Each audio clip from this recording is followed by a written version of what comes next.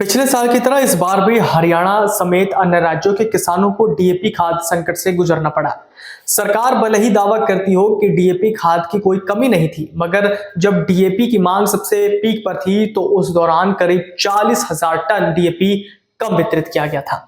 2023 में सितंबर से लेकर 7 नवंबर तक 2,11,000 मीट्रिक टन डीएपी की खपत हुई थी, जबकि इसी समयावधि में इस बार 1,71,000 मीट्रिक टन डीएपी किसानों तक पहुंच पाया था। इसकी बड़ी वजह डीएपी का स्टॉक समय पर नहीं पहुंच पाना था।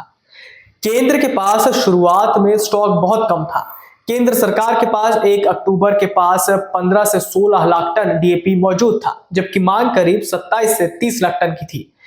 विशेषज्ञ कहते हैं कि यह स्थिति हर साल बनती है। पिछले कई सालों से डीएपी का खाद का संकट चल रहा है। जब 15 दिन में ही इसकी सबसे ज्यादा जरूरत पड़ती है तो पहले से ही स्टॉक मंगवा कर रखना चाहिए था। हालांकि इस बार पिछली बार के मुकाबले मांग भी बढ़ी है। करीब 21,000 टन डीएपी की मांग बढ़ी। राज्य सरकार का दावा है कि राज्य को अब तक 2,06,000 मीट्रिक टन खाद उपलब्ध हो चुकी है। 20 सितंबर को कृषि विभाग के अतिरिक्त मुख्य सचिव ने केंद्र के उर्वरक सचिव को पत्र लिख अक्टूबर व नवंबर के दौरान राज्य को डीएपी खाद की पर्याप्त मात्रा आवंटित करने को कहा। 26 सितंबर को मुख्यमंत्री नायब सिंह सैनी ने केंद्रीय रसायन एवं उर्वरक मंत्री को पत्र लिख डीएपी खाद की आपूर्ति सुनिश्चित करने को कहा। 14 अक्टूबर को कृषि विभाग के अतिरिक्त सचिव ने पत्र लिखकर फिर से डीएपी खाद की पर्याप्त मात्रा आवंटित करने की मांग की।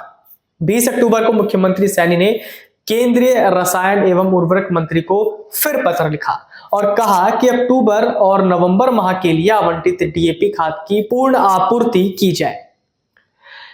अब इसको लेकर के विशेषज्ञ ने 3 कारण भी बताए हैं, और वो 3 कारण क्या है आइए जानते हैं सबसे पहले कारण के बारे में।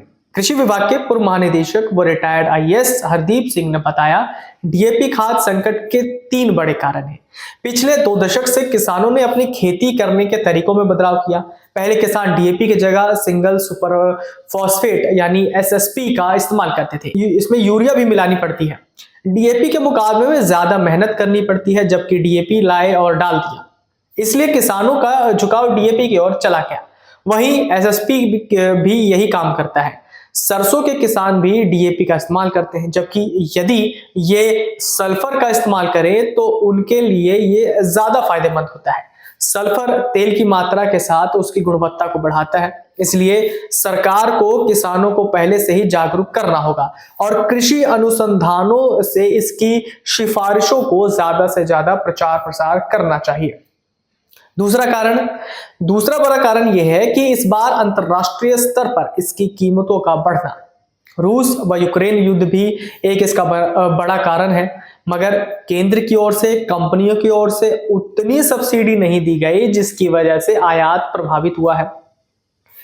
तीसरा कारण, किसान कितनी मात्रा में खाद का इस्तेमाल कर रहे हैं, इसकी निगरानी के साथ रिकॉर्ड होना चाहिए, क्योंकि किसान जरूरत से ज्यादा खाद का इस्तेमाल कर रहे हैं। वहीं पड़ोसी राज्य के कई किसान भी हरियाणा से ही डीएपी ले जाते हैं।